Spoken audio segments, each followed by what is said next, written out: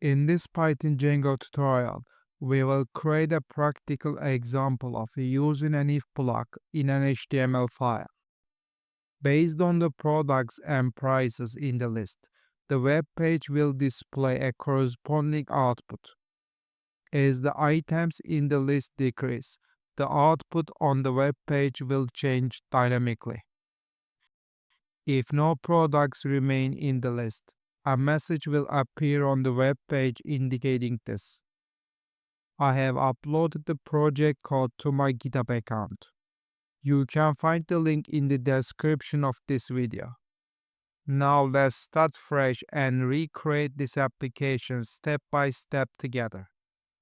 The URL and views files are currently empty. First, I will edit the URL file. Copy the code and paste it into your URL file. When a request is made to the cart path, the cart view function will be called. Next, I will edit the views file. Copy the code and paste it into your views file. When a request is made to the cart, this function will be called. The function contains a list of products. It also includes a context that we will send to the HTML file. Using for loops and if statements in the HTML file, we will generate an output. Now I will create the HTML file. In the main application, I will create a folder called templates.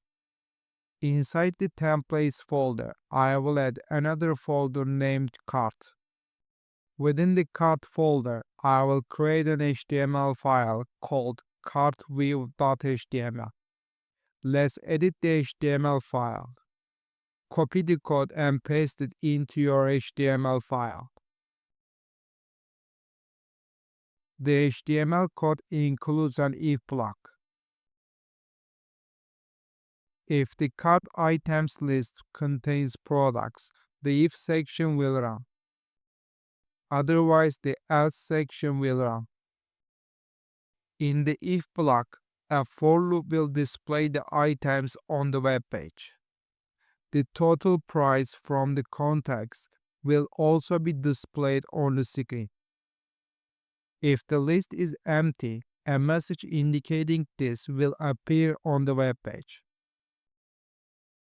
Now I will run the web server.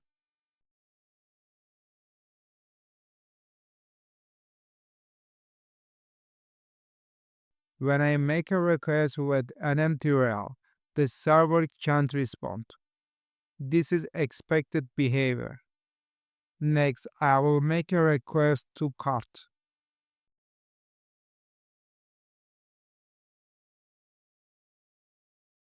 The server responds successfully. The product names and prices in the list are displayed on the web page. I will start removing items from the list one by one. After each change, don't forget to save the file.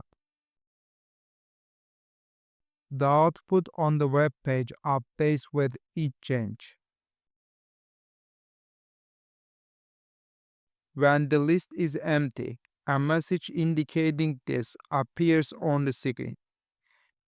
Make sure to check out other Django tutorials on this channel.